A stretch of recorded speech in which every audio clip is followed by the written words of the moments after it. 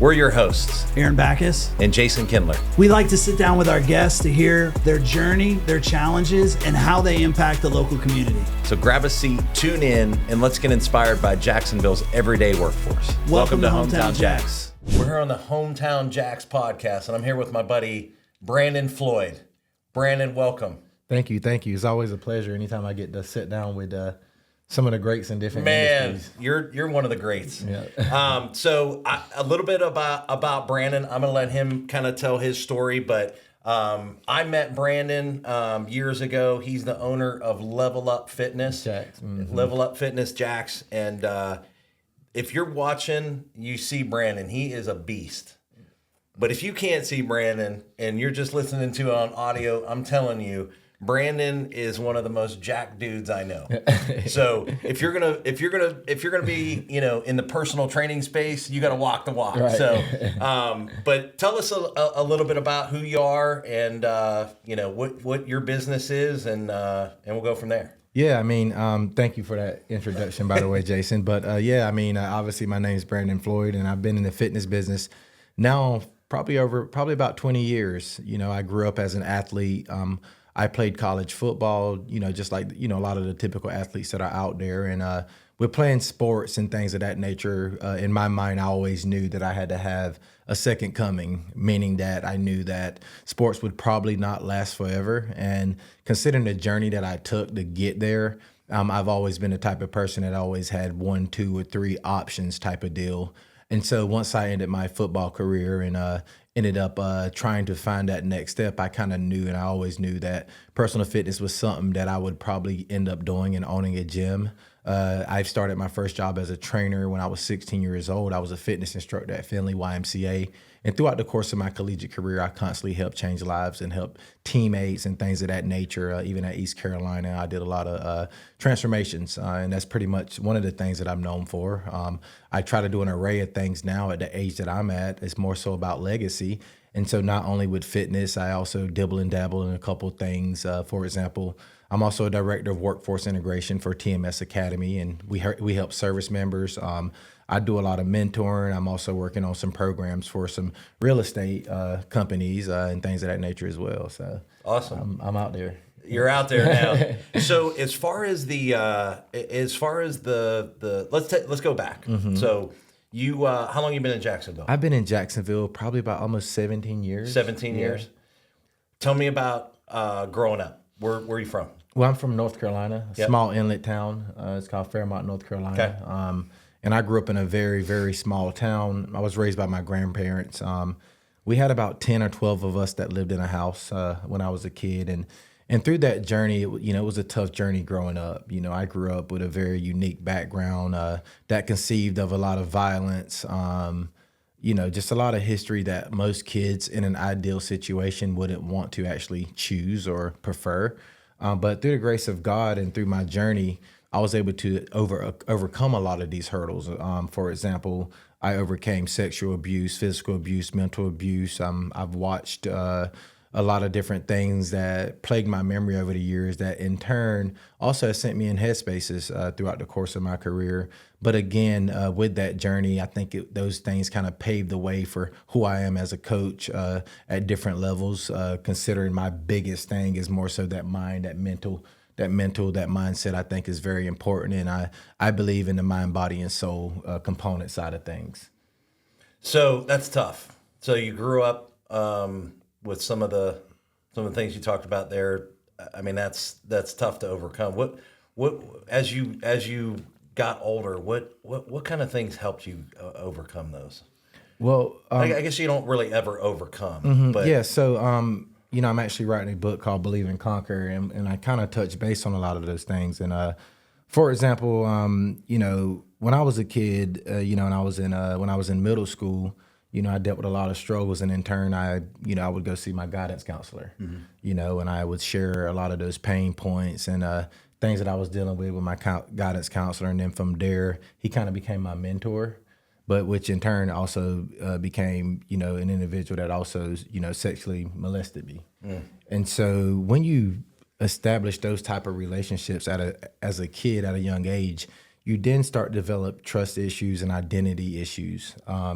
And so as I got older and I got into the high school sector, I then started to figure out myself. And anytime you deal with someone at a very that's very highly intellectual, just like the counselor that I had to overcome, you also, when you're a determined and driven individual, you then start to study that individual, and then you start to kind of understand them in a sense, to where you then have to understand what it takes to become a fighter, what it takes to overcome things. And it ain't always, with fists, sometimes it's more so that mindset. And so when I got into high school and I started, really getting into my football career, I was always an athlete at a high level. And I remember my first day, in the weight room, and I asked my coach. He was an old school guy, Coach Jernigan, and I walked in the weight room. I was probably 130 pounds soaking wet. It was about 5'6". And I said, Coach, I want to play college linebacker. I said, that's what I want to do. I said, what do I need to do to get there? Because back then, it's not like it was now. You'd have these magazines of great high school athletes, and in those magazines you see bench, clean, and squat. And those were three like basic core main exercises. If you want to be great, you got to do this. And I remember my coach he started laughing. He said, well, for one, you need to be at least 200 pounds. You need to bench 500 pounds. You need to squat about 600 pounds, and you need to hand clean about 315 pounds. He said, and you need to do it pretty soon if you want to have any chance at being a linebacker. And you were in high school. And I was in high school, and I was in ninth grade. And I don't think he realized that when he was giving me those numbers, I was programming them into my psyche. And so from that day forth, as I started to set those goals and those components, I never missed a day in the weight room. What I found in the weight room that day was more, and during that time, was more than just reps and sets. I then started figuring out, oh man, this is not just a workout. Now I'm starting to really let go. Now I'm starting to understand ways, all that anger and that frustration and those things that I had to overcome, I found a way to just let it out. And so as I let that out, I really, really became very, very in tune with who I was as a person, and what my vision was. So what did that vision look like? So in high school, you got to about what weight? What weight did you get to? I ended up my senior year. I ended up getting to about 190 pounds, and I was by my senior year, I was bench pressing probably about 450, and I was 190 pounds, and I was running a 4.5. I was squatting about 600, and I was power cleaning, hand cleaning about 360. Dang. So you got close to those numbers. Oh yeah. I got close to those numbers. The summer of my senior year, I ended up getting recruited by Catawba, and that's where I wanted to go. Because when I went to that school, that was the best that I went to during that time, and I was like, man, these guys are champions. I want to be here. And I remember, like it was yesterday, they sent this workout booklet home. And that workout booklet probably has 60, 70 pages. And it was composed by a guy by the name of Dennis Love, who was also the strength coach for a long time. I think he was at Clemson for quite some time. And so D Love is, quote unquote, that was his name. So he composed this workout. And so I did the whole workout that summer, front and back. And each day, you not only had to do the lifting, you also had to do your running. You'd have about 10 100s, 8 80s, 20 60s, 8 40s. I mean, it was just, you name it, it was just balls to the wall every day. And so during that day, I would never miss a beat in that book. I filled that book out from the front to the back. And if I didn't finish my training or my sprints that day, at 12 o'clock at night, my mother would go out through the track when it finally cooled off, and she sat her headlights on the track, and I would just sit out there and run relentlessly. But the one thing that I noticed when I went to Catawba and I actually started playing, that's when the first time I knew, when I didn't recognize it at that time, but that's when I suffered from immense anxiety and ADHD. I had a lot of nervous energy. So my freshman year, that they would send a play in at linebacker. I remember it. So I go to the sideline, coach, what's the play? By the time I got back in front of the coach, I wouldn't know where to go. I would just forget. And I'm thinking at that time, like, man, I just can't remember it. I never got taught this. And so I'm like, man, what the hell? So but the start of my freshman year, Jim Tomsula, he was our defensive coordinator, who at one time was also the head coach for the 49ers. And Jim also, I remember him. Yeah, he also coached in NFL Europe in the offseason. In my freshman year, they had me as a backup linebacker as a 2. My first game of the season, they had me on kickoff, punt return, you name it. And I remember going out there and I did not know one assignment. All I knew was just to go. And everything we learned through in camp, it went out the window. So the day we played Wingate University, I was playing really good football, and Samario wasn't getting it done against Wingate, and coach pulled him out, and he put me in the game. And I mean, I knew every assignment by then. By then, I knew where I was going, what I was doing. And the first play of the game, I popped my hamstring bad to where we had 4 games of the season left to where I wasn't able to finish. And so then I ended up, having to sit, and I came back in the spring, and I had to get surgery on my knee, arthroscopic surgery on my leg. So I then got arthroscopic surgery on my leg, and I came back in the spring game, and I was a little rusty, but I still had about 12 or 13 tackles. And I remember after that game, we went into the meeting room, and I was like, okay, cool, coach, where are we at? They tell you where they see you at the following year, blah, blah, blah. And so he's like, okay, Floyd, we're going to bring you back in as a 2, you know what I mean? And then come next year, you'll work your way up, blah, blah, blah. But in my mind, I was like, that's not good enough. I was like, I'm not, I called my high school coach. I said, I'm not going back to Catawba. And it was nothing against Catawba at that time, but I knew I could do more. You knew you had more. By then, I knew who I was. Yeah. And that's where then I ended up going to East Carolina University. Yeah. So what happened from there? Okay. So you want to hear more? Yeah, let's hear more. Okay. All right. So while at East Carolina University, I had to sit my freshman year. And so I'm not my freshman year, but my redshirt year, quote unquote. So I sat throughout the whole spring, and Coach Rock was our linebacker coach. And I remember the first day in the meetings, he was going over during the season, and I had to go in and play scout team. And so we were watching D'Angelo Williams on film, and D'Angelo was just running through people, and he was telling, he was chewing out all the linebackers for not being able to blow him up. And I started laughing, and he's like, do you think there's something funny? You think you think you can do a better job, Catawba? And he called me Catawba. That's what he called me. And I was like, yeah, coach. I was like, I know I can, and from there he hated me. So, and that was like, I was like, oh man, this coach hates me. So now during conditioning, I remember we didn't go into the spring where we went through winter conditioning, and we went through our spring conditioning, and he was one of the stations, and every station and during condition, I was determined, I'm not losing no station. I'm gonna be the strongest on the team. I'm not losing no conditioning drills. And he would go there. He put me in his station. He would just drill relentlessly. And everybody would break, but I would not break. We go into the spring game, and I balled the spring game. And at the end of the spring game, the next Monday meeting, we had that meeting, and the linebackers graded like shit. But he gave me my grade was like an 83. I graded out 83. Everyone else was like 50 and 40% of not getting it done. So then I go into the office for the meeting with Coach Skip Holtz, and I met with Coach Rock, and at the time it was I forgot the other coach's name, but he was a defensive coordinator, Coach Hudson, and Coach Hudson also, all these guys coach at high level programs with like Coach Skip Holtz. He's done a lot of great things, and they said, well, next year they's like, we're going to bring you in camp. He's like, we're going to bring you in as a 3. And then you're gonna play all the special teams, blah blah blah. And during that time, I'm like, fucking 3. I was like, and I'm looking, I'm like, freaking, I know I'm out playing all these guys in front of me. They're, number one, they're weak, they're not fast. I check out across the board, but I didn't understand the political aspect of when you have players on scholarship and you recruited them versus having walk-ons. Yep. You know what I mean? And so okay, cool. That was great, no problem. So then over the summer, all of a sudden the NCAA changed rules. They said, well, by the time you hit your senior year, you have to have 95% hours toward your major to graduate. So I didn't have all those hours toward my major because when I came in from Catawba, the hours transferred in as electives. Granted, I had a 3.5 GPA, but guess what? That declared me ineligible. Yeah. And so then I had to give that. So then I'm like, now I'm stuck. So then I was 13 hours behind from being eligible to play football. And so I was looking up other programs to try to play football at. Mm-hmm. And so at that time they had NAIA, and NAIA was different than the NCAA, so the rules were different. And I remember finding Edward Waters College. I never looked at it. I didn't know what it looked like. I just knew they had an NAIA program. And you were like, I gotta go. And I went down to Edward Waters. I met with Coach Clark at the time, and he's like, okay, well, I want you here. You come in here and play right away. We need a linebacker. You can get your film, blah, blah, blah. So I went to Edward Waters College. My first day of camp, I'm like, okay, where's the locker room? We don't have a locker room.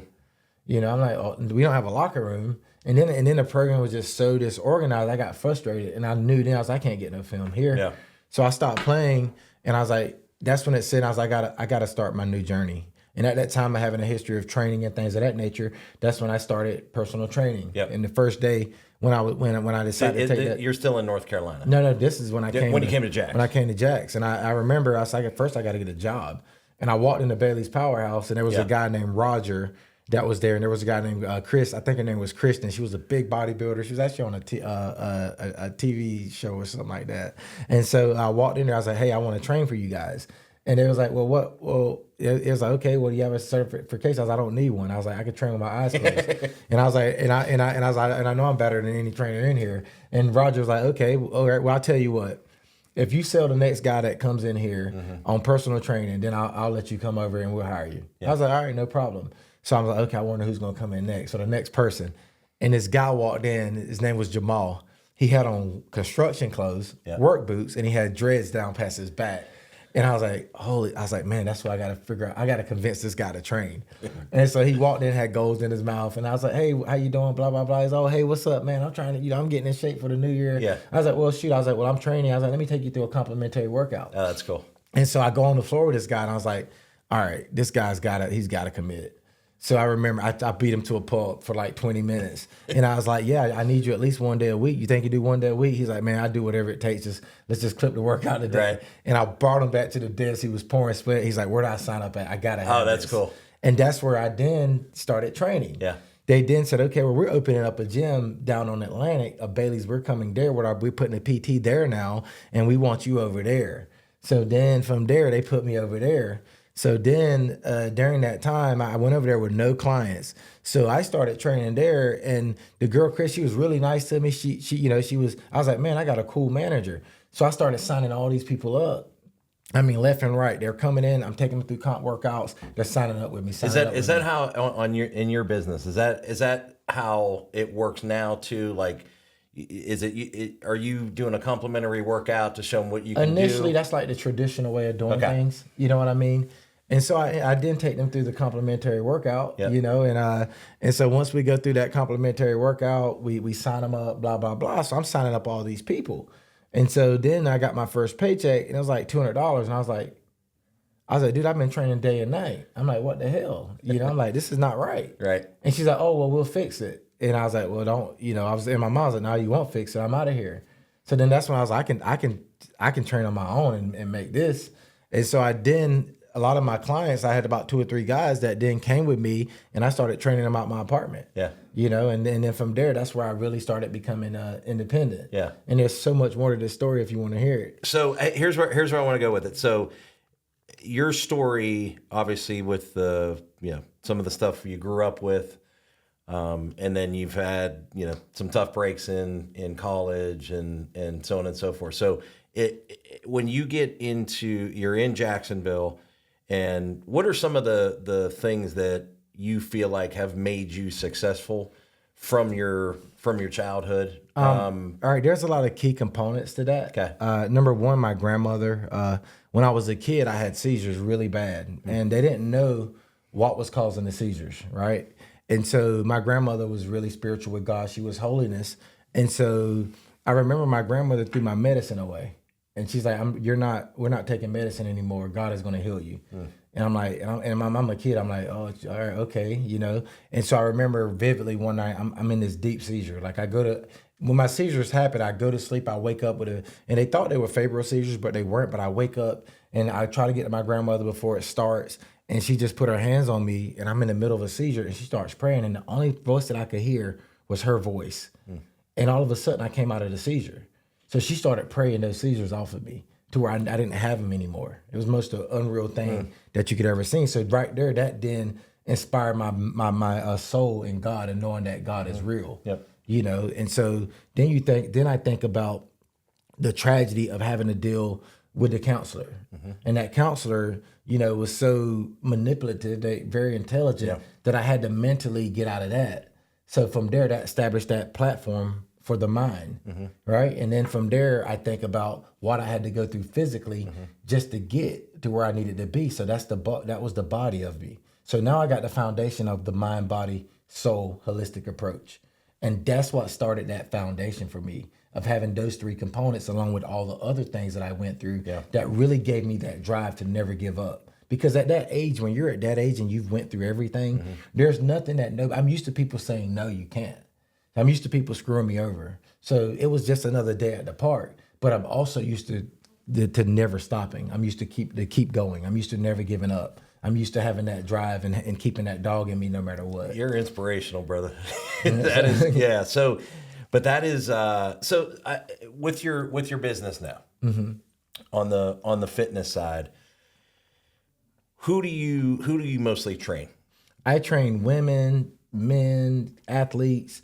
I built a company to where it's tailored to each individual. Okay. And that's very important in fitness. With me having my background in fitness and being very knowledgeable over the years and all the education that I've gained in that industry, I understand that each person is different. So you want to make not only workouts, but also your reinforcement developmentally appropriate for each individual.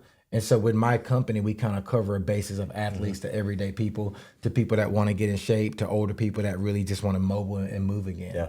And that's how I established. That's cool. That's why when I met, Josh and I, which is my business partner, and I transformed him, and he ended up, going into the business with me. That really established that basis for me for setting that. So can you imagine? This is something I always think about because I didn't, played high school football, not on anything like you did, but at high school football, like the weight room was a joke. Right. It was a joke. There was no trainers. It was just kind of like, It was no drive. No. So I think about like now, like these kids, the facilities that they have, you're talking about like you train high school athletes as well, right? So if I'm a high school athlete and I have you as my trainer, like my chances of success is high. Yeah. Right. And that's very important. Have you had kids? You had kids going to college and all that? So currently, over the years, from when I started the program at Level Up, I've probably had about 50 or 60 kids that have gotten scholarships, and a lot of those kids come back to this day, and they've never, even in college, they haven't never experienced, Coach Floyd. Coach Floyd's no joke. Huh? Yeah, and that's the journey, of setting that foundation for people, taking them through things that they never thought was possible, so that they can achieve that greatness. And I never knew how great I was personally because I've never been big on myself, but to this day, I've never met me in the weight room when I was that age. I've never met it. And I've trained over 1,000 people, and I've transformed thousands of people in my life. And I've done it at a larger scale to where I would run companies where each year I transform about 50 to 100 people. So let's talk about the transformation part, okay? Because I obviously follow you on social media. You've got a guy right now. I saw your post the other day. Jesse Greenwald. Okay, so I see these pictures. And so tell me a little bit about, when you're talking about transforming, you're transforming the body, the mind, everything. Right. Tell me a little bit about his story because it's unbelievable. If you got to check out Brandon on social and check out what he's done. With this. Well, Jesse. When I met Jesse, I was working out in Beach Walk about 5:30 in the morning. I'd go in there, and it was the beginning of the year last year, and so each year I have to take myself through a mini transformation just to get my year going. And I was in there about 5:30 in the morning, and there was this big fat kid in there, but he was loud and obnoxious, and I'd be in there lifting and working out, and he'd be lifting, but he wasn't lifting, and so that's how I ended up meeting Jesse. And Jesse's also he's a shoe guru, he's a shoe guy, and Jesse sells shoes and clothes to all the athletes all over the country, from you name it. I've never met anyone that had that much knowledge of that industry. And so I thought that was cool talking to him about that. He's like, man, I want to, I'm in the process of getting in shape. I need to transform. And so that's why I said, okay, well, cool. I'll see you 2 or 3 days a week. I was like, if I'm going to commit my downtime to that, then it's going to come with a cost. I'm like, let's not play around here. I was like, let's not take it as a joke. I was like, it's going to take every single day of you not only seeing me, but also doing the things I asked you to do, along with also checking in your foods at a high level, following your diet to the T. I was like, and there's no days off, no excuses unless I give you a day off or if I tell you to cheat on a meal. And I'm thinking, I was like, well, we'll see if it's got serious, And so obviously I set Jesse up for that program. And throughout that time, he also was he was addicted to drugs when he was younger, and so he's also a recovering addict at some capacity. And so I was able to then kind of tap into all the components of who he was, and because once you go into these type of programs and you commit yourself as a coach to people, the people that are serious, it comes with more so a connection that you develop with those individuals. And that connection is important because without that coach developing that connection and that level of respect amongst each other, you and that coach, it's hard to really get the crazy transformation because you have to go places and you have to put your mind and headspaces that you never thought that you could do, and also be willing to do as I've asked with the mindset that I'm just going to do it and not think about what that entails.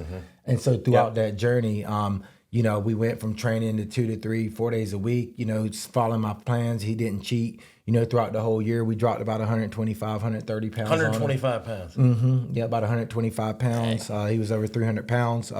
And now, I got him at a very high level. I mean, you saw the before. I mean, he and looks after. like a bodybuilder now. Right. I mean, like literally. Right. And it was all natural. I'm not really, I've never been a steroid guy. I really don't know a lot about supplements, to be honest, but I know what I'm doing. And I think that's been a real game changer for people that have in the past that have transformed underneath me. They know that based on what you thought you knew about working out, food, diets, what you believed in your whole life, to kind of throw it out the window for a while and just kind of like let this coach just coach me for a little bit. You're the guy that does it at a high level. So if I'm thinking about, hey, I want to go, I'm thinking about getting in shape. When you walk into Brandon Floyd's gym, you better throw everything out. You better throw everything out, and you better just surrender. Right. And again, that comes with a level of respect, right? So the first day in the gym, depending on your personality type, some people have to kind of wing into it, but once you start to believe that this is what I want, then based on the way I am, based on what you deal with me within those first 48 hours or 72 hours or 3 hours of working out with me, you already know that if I'm going to do this with this guy personally guiding me, then I know I need to be focused because I know that he's very sincere and passionate, and he doesn't take a day off with the push that he's going to give you along with the workouts and the knowledge. So I believe in business, and this is part of working out. Why I love working out in the morning, get my mind right. I do believe that there's a component to business that you will be better if you are pushed in the gym. Correct.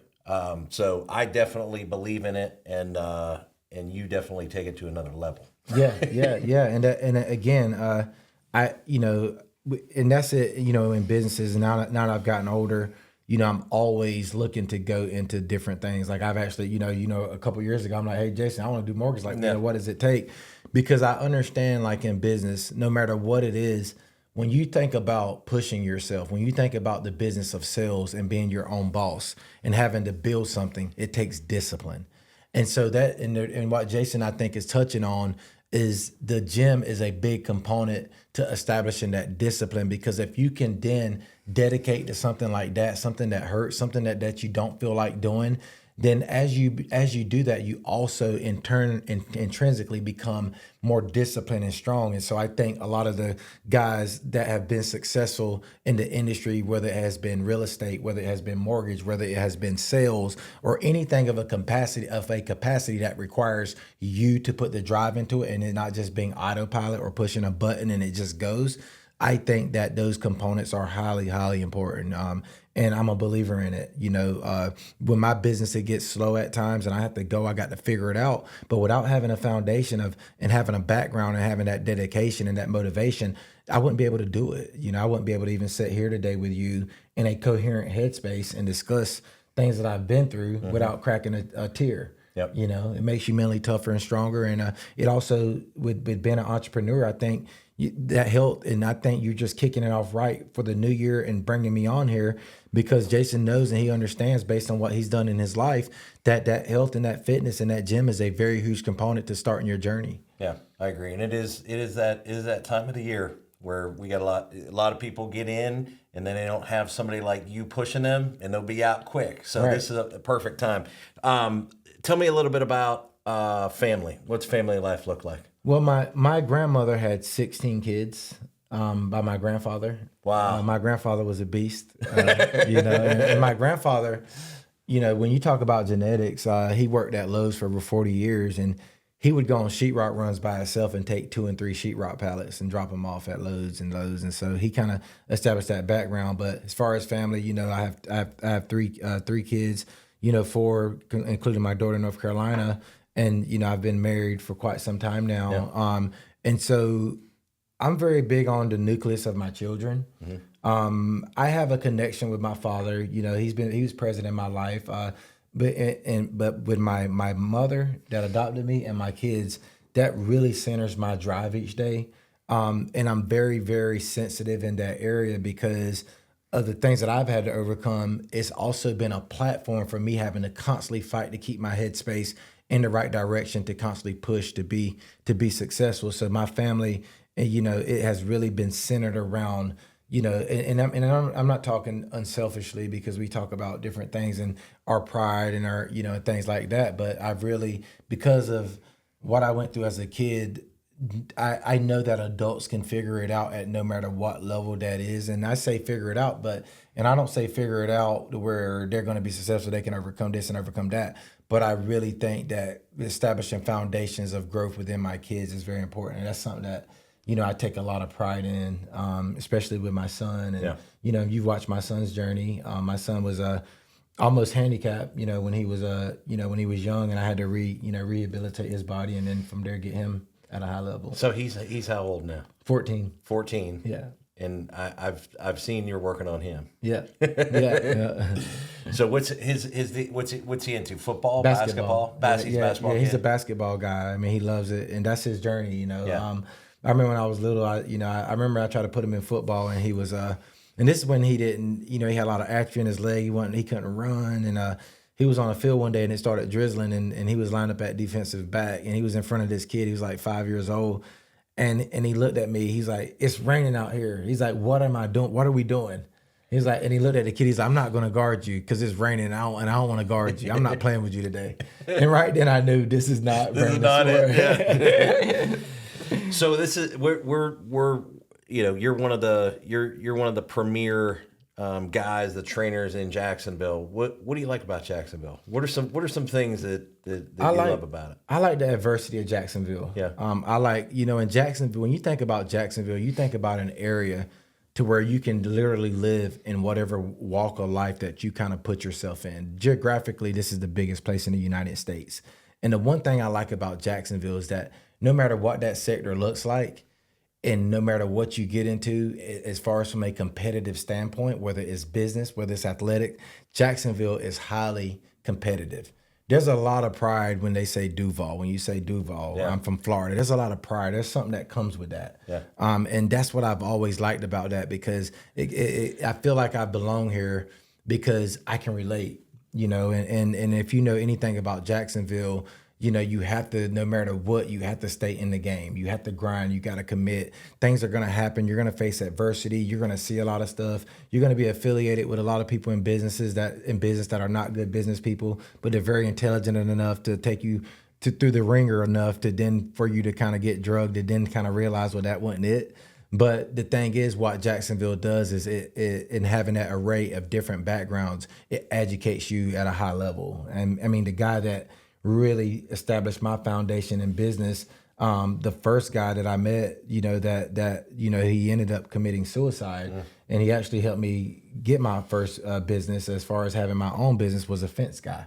And he opened a company called Forever Fence during the time of when Jacksonville Jaguars first came to town. Oh, wow. And he came very successful, but in 2008, when the market crashed, he lost it all, and in turn, he also lost a lot of mental capacity. I was just fortunate enough to get about 30 to 40% of that when I met him, and what he did, he educated me on business and sales at a very high level. Yeah. I mean, we met every day and just go to lunch, and he'd just take a pen and paper, and he would just quiz me and trigger me and train me every day. He put me on timers to talk to him and stop talking, talk, don't talk. Really? Wow. And so, with that being said, I think Jacksonville, if you really open up your mind to meeting people and networking at a high level, I think you can be very successful if you have a drive and you also have a vision along with a platform. I've known you for several years. You've always been very, very motivating, and I know you're the top guy when it comes to fitness.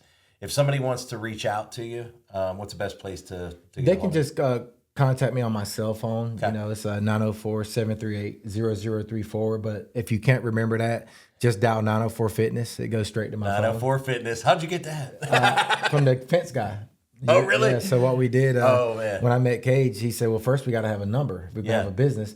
And so he started then putting together all these words and researching to see if those numbers were available. Oh, Is that man, number that's available? so good. And that's how I So ended you've up had that for forever. Yep, since I started on my own. wow. Yeah, definitely. Yep. I had it ever since then, and so. But as far as just who I am, I my one thing I learned is that fitness is my platform.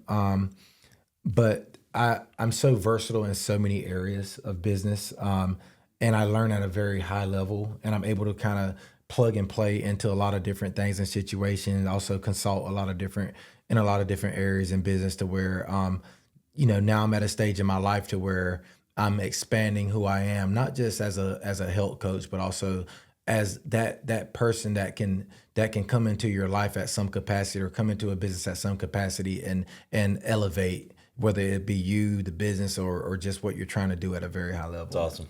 Very cool. Yeah. Well, man, thanks for being here. Yeah, I appreciate it. I always Yeah. enjoy it. It's Brandon Floyd, Level Up Fitness, but more importantly, just you're a great dude. Yeah, So I appreciate definitely. being I here. look forward to it. I'm writing a book right now called Tell me about it. Believe and Conquer. Believe and Conquer. And it talks about my journey or whatnot, and that book is very powerful. It's very explicit in a way. It tells it like it is in a way, but it also gives you that sense of belief and belonging or whatnot. And I actually, when we first got on the podcast, I was looking up a little paragraph that I was going to read to you. And whatnot, Well, but it's, I mean, you've definitely taken that believe and conquer mindset in your life. Yeah, and that's what I think I encourage people to do for the new year. Believe in what you're trying to do and conquer it by all means necessary, especially in this market of mortgage funding. This is the guy to go to. And the reason why this is the guy to go to is not because of his knowledge, but Jason didn't mention it, but I had an opportunity to be affiliated with also being and be his coach at some present time in his life. And but the one thing that I saw in Jason, I saw greatness because he never quits and he never stops. And no matter what I gave him or gave him during a workout, he would always show up and get it done at a high level. But by him doing that, that lets me know the pride that he takes in himself and also dedicating to people. So I know that no matter what that looks like, Jason will dedicate himself, and no matter who's around him, they know that you better dedicate at a high level. And that's why, when I reach a pace in my life where I need that, I know he's my guy. Well, man, I appreciate it. Yeah, definitely. Thank you. Definitely. Thank you for having me. Yep. The Hometown Jacks podcast is recorded and produced by First Coast Mortgage Funding, located in the heart of Jacksonville. Do you want to be our next guest? Visit our website at hometownjackspodcast.com. We can't wait to hear your story.